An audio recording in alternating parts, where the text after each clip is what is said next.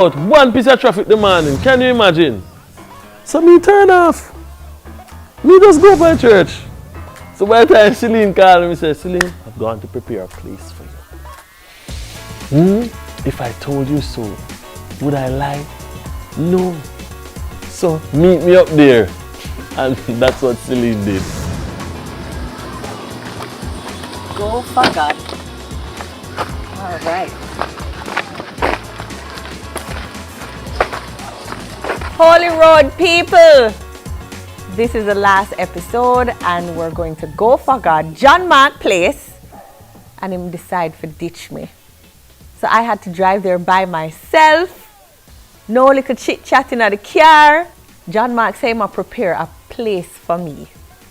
John Mark think him a Jesus.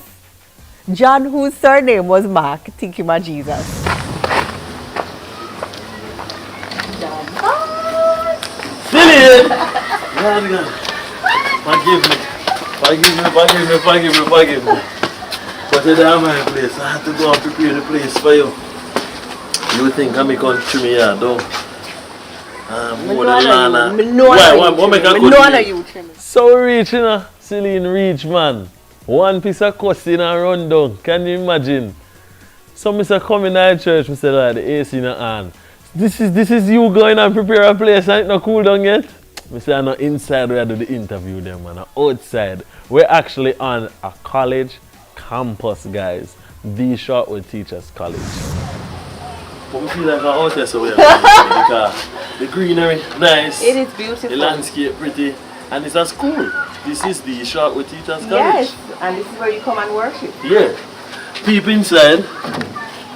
Normally it's a dark room vibe. And then the lights come on. Showtime. Action, that's yeah, okay. Man. Excellence for God. I'm fine. You're not even people. Look. My ear say you preach a wicked sermon. No, not wicked. A heavenly sermon last Sunday. No, we don't stay in the place that he put us last, you know. We start turning and moving and rubbing all kind of things wrong. We're living stones that he's building together. Dead stones cooperate. We don't. We don't. You watch it? And that we do now. You're not listening to song, you're not listening to sermon. What kind of relationship this? No, I'm 13 episodes, silly. It's true. I have been negligent. You know what? You're a mother and a wife, Soji, a CVM. You're too much things, so I'm not judge you. It's alright. So I got the opportunity. Yes, I say an opportunity. I've never really interviewed the pastor. PC, them call him, short for Pastor Christopher Morgan. The reality is that you will not know the fullness of who you are until you understand the fullness of where you come from. You can't go very far forward unless you go back to the beginning. You have to figure out this thing they call DNA. Because if it's in the Father, it's in you.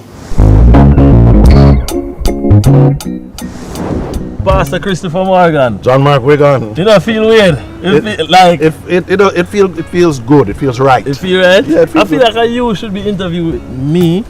That's what should be happening right now. I should be answering the questions. But I have a unique privilege of interviewing the pastor of the church that I serve here. Right in Shortwood Teachers College. Go for God. Right? Now to the outside world, I know I make jokes about this so often in the office. That is the Vibes Church, is the Dark Room Church. I'm not sure if the people them take it seriously. Did it always have this look? No. We're seeing this dark room theater feeling. No, when we started, it was a bright room. We didn't have AC. It was hot, right?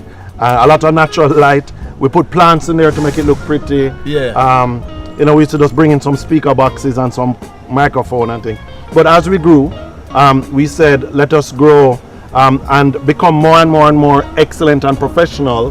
And as we did our research on look and feel, you took this cutting edge road. Yeah, we went the route of what we see internationally people are doing to to focus on what is happening on the platform, focus on the word, focus on the worship, and give the people an experience that really competes with what they're experiencing when they go out at night time or when they go out in the world. So it wasn't for us to look churchy, it was for us to become something that made them very comfortable when they came. Yeah, when people come. His father was a bishop, you know, in charge and responsible for the charismatic movement in Jamaica. Him and several other ministers. So he's ministry royalty. How he got into ministry?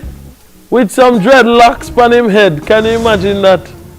One piece of drama in a Jamaica boy might go start church with them hoes locks on him head. Down to him shoulders. Right? And him now started in an poor community at Shortwood Teachers College at the foot of Cherry Garden. He had his eyes set on upper class community. He said they needed Jesus too.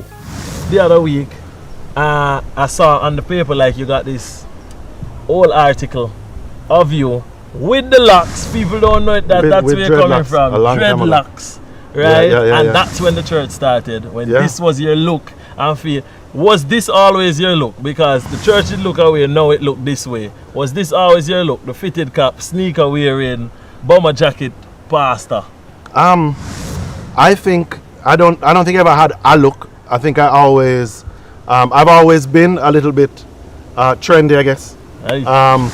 Not like just following people. Yeah. But I've always kind of flowed with what is new and what is trendy, and so forth, just to stay relevant. Looking at the article the other day, I was taken aback, thrown off, because I was saying, this article very blunt, very plain. This could cause a lot of controversy with this pastor. Is he asking for heat from all the rest of pastors in the country that has this look and this representation of this field? Was it that this was you at the time? Would you have said it differently now? Or you knew what you were doing and how you said it at the time? Yeah, as much as I grew up in church. I went to school for the Bible thing and all, so I studied church tradition. I love church and church tradition, but the reason why I dislike it as an everyday a space and place for people to come and worship is because it's old. Where I was then, I was quite young and really determined to be fresh and to be new and to help a lot of people escape a lot of the negatives that they had built up with religiosity, church tradition, and all of the man-made stuff that we add to the freshness and the wonder of God's word. It says, thy word is a light unto my path. His word will make the path clear. Some are looking for other word, but his word, wherever that light is shining, the light of the word, that's where you need to be, because that's where peace is. The path of God is clearly written in the Bible. The path that you need and the peace that you need in your marriage is already there. The peace that you need in that relationship is already there. The peace, the guidance that you need in that business is there.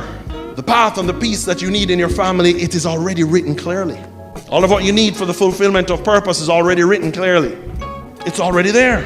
You might not feel peace because it is possible that you are not paying attention to the word that is there. God is saying, I have a whole lot of peace for you on my path, but it's in the word.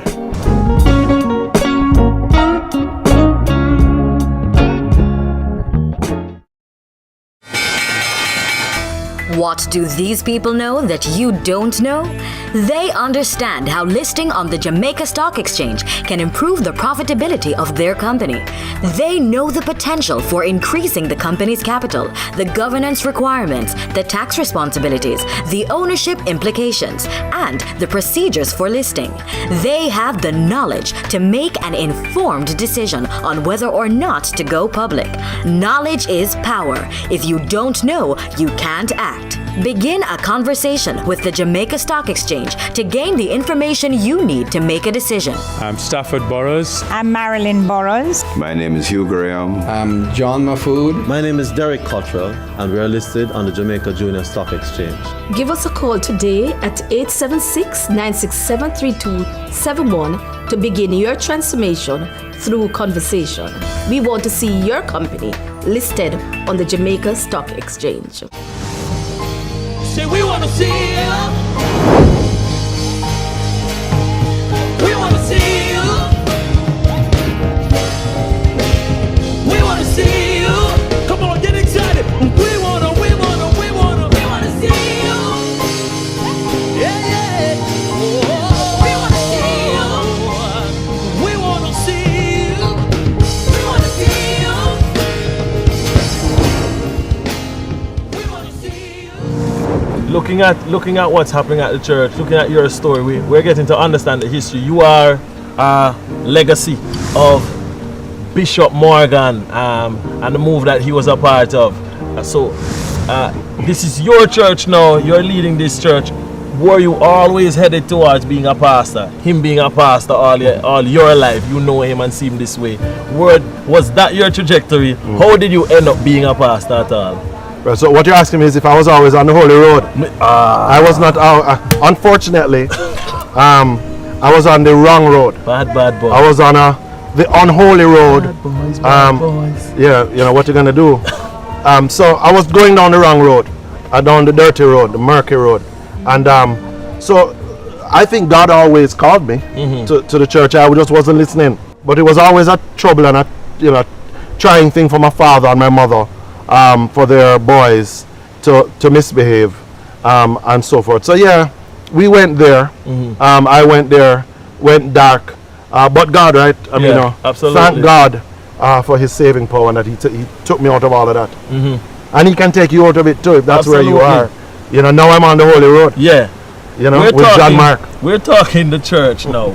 This look and feel, this modern cutting edge church at the foot of Shortwood, right, bottom of the hill of Cherry Garden.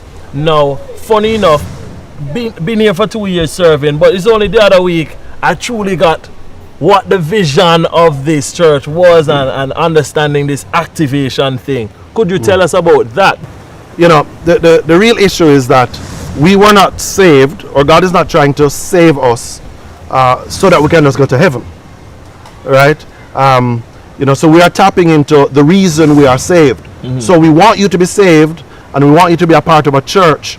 But God God has intended for us to have a life here on earth that is on purpose and being lived in purpose.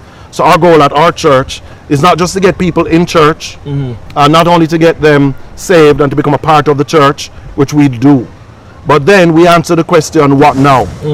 Now that I'm saved, now that I have the Holy Ghost, now that I pray in tongues, if that's, what do I do? What do I do out there in Jamaica, for Jamaica, in my community and in my world? So those are the questions we're answering.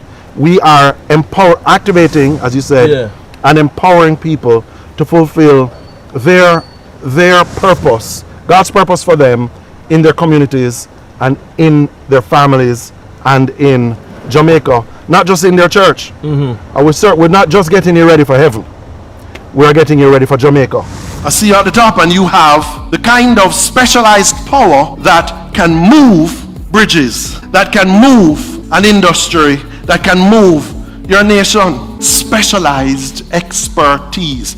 Climbing your mountain is growing in specialized expertise. It is not a spreading out of yourself saying, I'm going to do all of these things. I'm a jack of all trades. It is being focused and doing one thing so good that I can move everything for miles and move people and shake up things. You have to decide that I'm not going to be a slave to everything anymore, but that I'm going to be the Lord of one thing and the master of one thing. God is calling you to focused power. I see you at the top, and at the top I can see impact in your life through focused power. So, for those of you who don't know, parking lot ministry is a thing, and Go for God takes it seriously.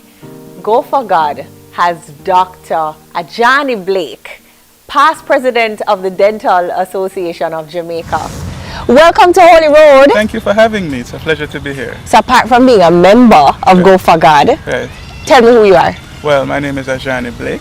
I am a member at Go for God, as you said. I'm also the immediate past president of the Jamaica Dental Association. And I am a fellow in the International College of Dentists. So what do you do here? What do you do at Go for God? Well, I serve in the parking lot ministry, right? No, hold on, stick up in. The parking lot ministry. Yes.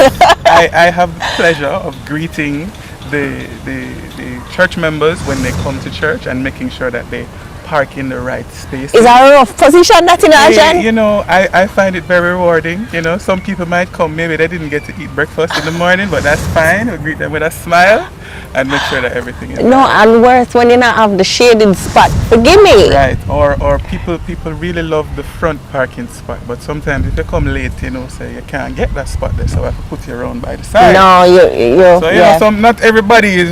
not everybody loves the round the side parking. No, and the Holy Spirit don't always show up at the parking lot. Eventually it shows up, even though, you know, maybe it's a little bit rough at first, but eventually we get there. But eventually we get there. Yeah, okay. Man. So tell me about the impact you think that the church is having and Pastor Chris is having on the community.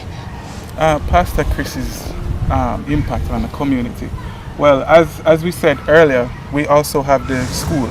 He plays a major role in the school community, in the infant school as well as in the Shortwood Teachers College. So he's organized mentorship at both the infant school and the Shortwood Teachers College level. So that is very important. Okay, wow. That's so in terms of just outside the church, which is the auditorium, he gives his services. Right. And he's organized the men in the church to go out and give back into the community, which I believe is very important. No, I think so too. And so why do you come here? I come here, I'm gonna be honest, I came here because my wife was coming here Of course. Right. To be honest. After that, it became a lot more than that for me. There's a lot of community here. The men come together and we sit and we talk about things. So you get a good sounding board, not only from people who are Christian, but people who are business leaders. And so there's a lot of advice and guidance that I get from this church. Just by coming here and you know, show me who you associate with, show you who you are, kind of thing. Wow. Leaders in their own right, a lot of them. PC, you know, he's a pastor here, but he also has a business. So he has a lot of insight for me that sometimes he will say things that he doesn't know the impact it will have on me, but it has a good impact. It is the meek and the gentle that inherit the kingdom of God. Now, God is saying, I'm giving ownership, I'm giving leadership, I'm giving rulership, I'm giving peace and prosperity to the meek. Now, I'm giving my inheritance, God is saying, here on earth, to those that are strong enough to stop being harsh in their power and to start healing through their power. The meek inherit the earth. Some of you have been trying to inherit the earth. You've been trying to be successful and to get all of the peace and prosperity God says in His Word is for us. It's time to try gentleness.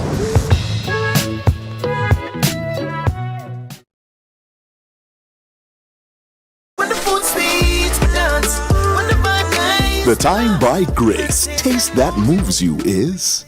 Get hassle-free back-to-school shopping at Stationery World and Book Center Limited. Visit us at 5 Sandringham Avenue, Kingston 10. Take advantage of our textbook layaway plan. WhatsApp your book list to 876-298-1526. Don't miss out on our membership card benefits and civil servant discounts. We're open Mondays to Saturdays. Call us at 876-619-0931 or 876-618-7922. Visit us today. We deliver island-wide. Make back-to-school shopping easy with Stationery World and Book Center Limited. Because we're gonna tap it now. You have needed healing for a time. See, though the vision tarried up, it is still sure to come. Because He's faithful to deliver it. So we're gonna sing unto Him this morning. Say, yo.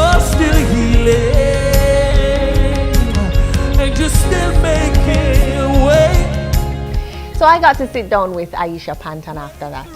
And she basically talked about being head of the hospitality ministry, which is not too far away from what she does. Being owner of Puss Backfoot and other businesses, she understands events and really lives to create that kind of an atmosphere for anybody. Welcome to Holy Road. Thank you so much. Member of Go For God. Tell me about yourself. Hi, I'm Aisha Panton. I'm the hospitality leader here at Go For God. I am a mother, I'm a wife. I have 2 businesses, Puss Backfoot, and I'm also a co-owner in a concept store called Local. And coming to church, being a member of Go For God, being a leader at Go For God is one of the most important aspects of who I am.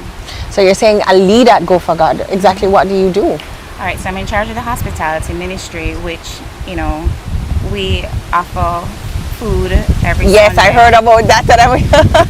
Yes, so I mean, it's something everybody really looks forward to. And you know, when I volunteered to be the leader, really, because it's just like everybody was sitting on their hands, and I was like, okay, I'll sign up and do it. And I really thought it was about serving food. But while I was doing it, it really became apparent to me that it was a little bit deeper than that. It was more meaningful than that. And it was actually like a spiritual exchange as well, that people wanted to feel like somebody thought about them, cared about them, and prepared something for them. So wow.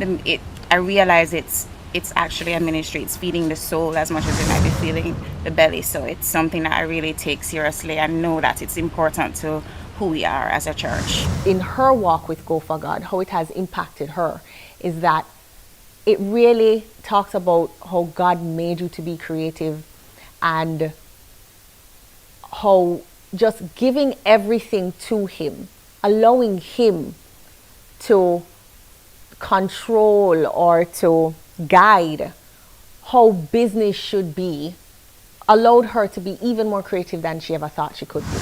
This is, I think, the second testimony that you're talking about being a business person and how, you know, it speaks to you from that standpoint too. Right. So. Yeah, because I mean, he'll say it, everybody will say that Go For God is a church for leaders. And I think even if you don't see yourself as a leader, by the time you sit down here for a few weeks, you automatically start to buy into it, and whether or not you're aware of it.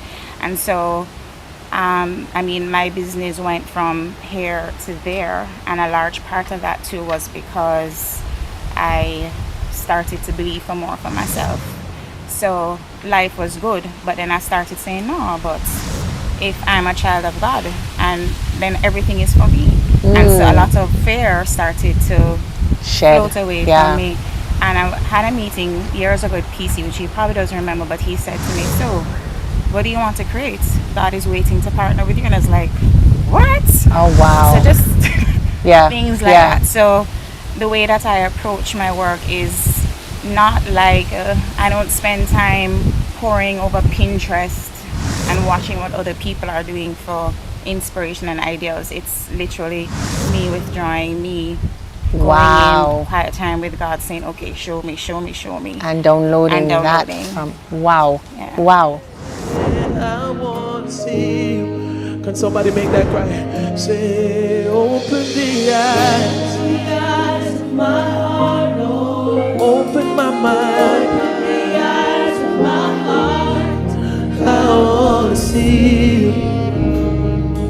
Really want to see you. I want to see you. Come on, gently say, to see you, high and lifted up. It's not about me. Shining in the light of your glory. Won't you pour as we sing? Holy, holy, holy. One more time. Say to see you high and lifted up. Oh, for God's sake. Shining in the light of your glory. Pour out your power and love as we sing, holy, holy, holy. So I finally get to speak to John Mark about his involvement at his church. He is the leader for the youth ministry as well as the praise ministry. of course, the praise ministry. But we walked and chatted a little about that. What a beautiful, beautiful location for a church. Tree big man. Yes. I'm ask you like I first time I see it. And the breeze and everything just perfect. It is. It really is a nice The environment. sound of the children in the background. Yes. If you pass up here in the week, that's the vibe. It's a school, a learning environment. Wow, yeah. John Mark. So this is where you go to church. This is where you minister. Ah, absolutely. Say it that way. What else do you do here? I'm in charge of praise and worship ministry, young adults ministry, and I guess people can see from online or in the space, you know, we just try to prepare excellence for God every week. You must forget something good. Wow. So we prepare in that way, invest in them spiritually. I learn from them learn from me. And the same for the young adults. Try to do events that give them a space to be heard, where they can learn too and build them spirit. You know what I mean? The man that John Mark is, it's so evident why he's so passionate. He oozes with just passion and the gospel, the good news. His whole being really lights up on what it is to walk with the Lord. I appreciate you. I'm glad we got to stop at my spot before everything ends. Before everything done. Jeez. I know, this is the last episode!